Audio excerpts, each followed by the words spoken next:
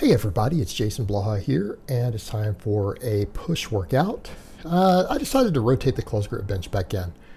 I spent a long time doing close grip bench. I took a short break from it, went to floor press for a few weeks, and went over to weighted dips for a couple weeks. Gained strength pretty quick on those, but ultimately, I feel like with that shoulder pull and my side delt, which is actually doing a bit better today, I did a lot of massaging of it yesterday. Really seems to be bothered by pull-ups more than anything, but it feels to me like the dips and maybe just the strain on the shoulder might have contributed to a little overuse there. And yeah, I was able to overhead press today though, so I mean I have use of my shoulder and everything, so I'm like, I wonder if the dips are contributing, and it might just be for me and just the total amount of big body weight exercises I've been doing. So I decided, let me just go back to my close grip bench press. And I like to rotate through those 3 lifts over time. People who've watched me over the years realize that. Those are my big 3 chest presses, and I like to rotate through them. And hell, even for a little while, I've gone to the incline bench before as my primary non-overhead press, right?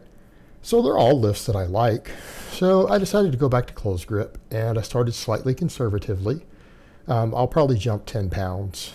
Next time, because again 5x5 is a little more volume than I had been doing. I was doing 3x5 mostly, so I think my pressing strength has been pretty good due to the floor press and the dips and everything else. So I feel like I'll be able to do 5x5 with my old 3x5 weight on this, because I was able to get a 6 reps sometimes. So I think I'll go to that this next workout. I needed 1 session just to get back in the groove of it, and it didn't feel like it affected my overhead press strength, so that's a good thing. So yeah, just doing nice good pause reps, getting a good pause each time, and trying to pause longer on the 5th rep each time. So I was happy with this. Obviously it's a hair lighter than you would expect me to use for a 5x5, but like I said, I'll bump it up to 275 next time, and that'll be a good building point. That'll be a good building point. So yeah, putting the close grip back in, and just like tomorrow, I'm gonna probably do Pendlay rows instead of pull-ups. And do I want to do that long term? Not necessarily. I want to get back to getting my pull-ups going again, but again, having that side delt strain, and I had to assess it a lot yesterday, massage it, work with it, make sure it wasn't rotator cuff, and feel exactly where the pain was, and it's definitely the side delt, because it was hurting all the way into the insertion down my arm a bit. So that gave me a really good assessment of what's going on, but I do need to be aware of possible overuse and which exercises might cause some inflammation or minor pulls and things like that due to overuse. And I don't seem to get those problems from the close grip bench, so we're going to keep that in for a little while, and I might as well work on my big 3. I'm going back to back squats, putting the conventional deadlift back in, and so I might as well start benching again, do my big 3 plus overhead pressing, back work, curls, stuff like that, all that, right? And my hip thrusts, although I'm leaning in the direction, because my bench is not really ideal for hip thrusts, I might try glute bridges this week instead to replace it, because I feel like they might work really, really well for what I'm doing also. Is another big exercise. So I'm going to experiment with some of these different lifts a bit, and it's kind of funny, people will say stuff like, oh, that's flip-flopping. Not really. Changing one really big compound movement for another very similar big compound movement from time to time and working on them is is not changing, especially when you're doing the same rep ranges and focused on heavy weight. People crack me up with that stuff. It's like people act like my training styles, that I use 37 dramatically different training programs, and I really don't, guys.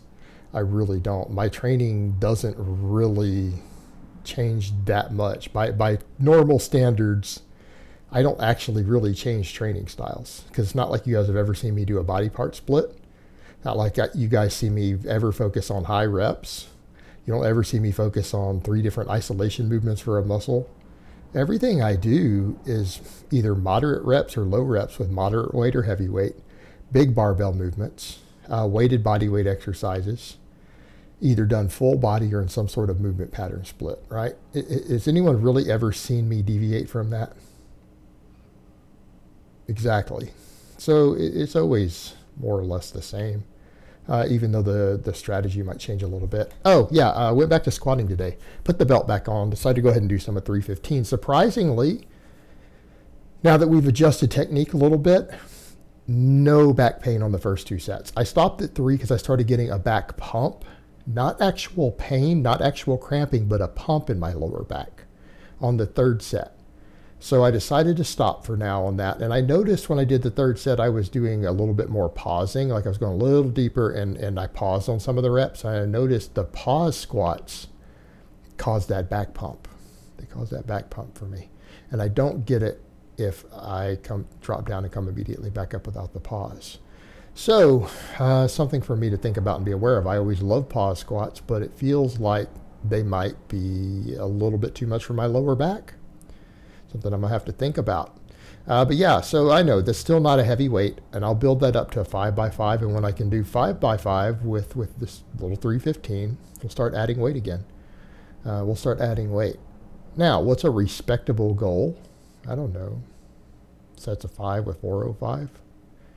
It's going to take me a while. I've been there before, though. You guys have seen me do that. Yeah? You guys have seen me crank out 6 reps with 405 before. Now, I went on to hit 508 a couple months later, once I started doing singles again after doing that.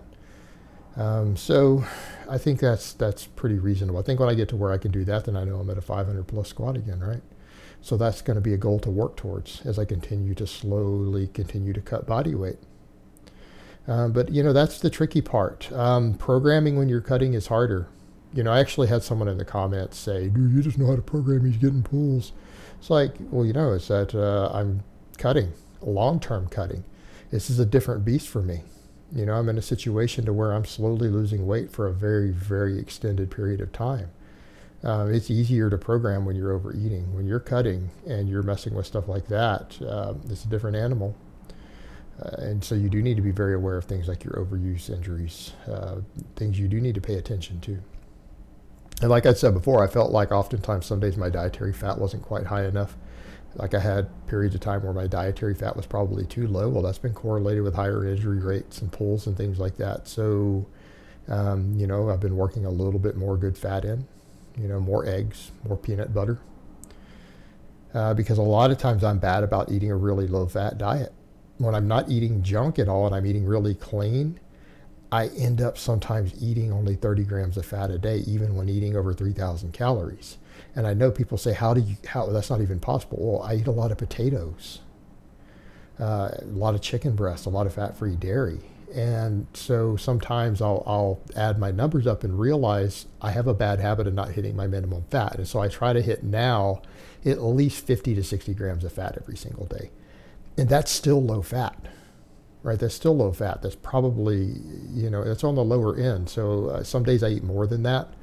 And it's from those sources. That's pretty much, if I add fat to my diet, it's from whole eggs and from natural peanut butter, right? That's where I'm getting it. So better fats. And so we did the press today. I decided to do a full 5x5 today, right? With a limit set at the end. So we can assess where we're at after benching. Because I'm still not used to doing 5 sets of the press every time. So I've had to reduce weight slightly, and we're going to build it back up. We're going to build it back up along with the closed grip bench, and that's going to go good.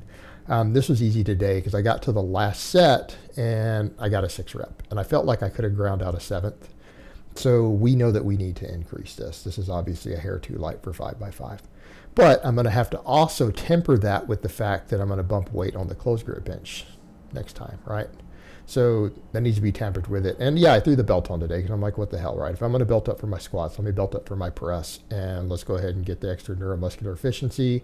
I'm going to get beltless work on my pull days because I deadlift without a belt and all of that. So we're still going to get beltless work in. So it's not like everything's going to be belted. Though I might belt up for these 2 lifts, right?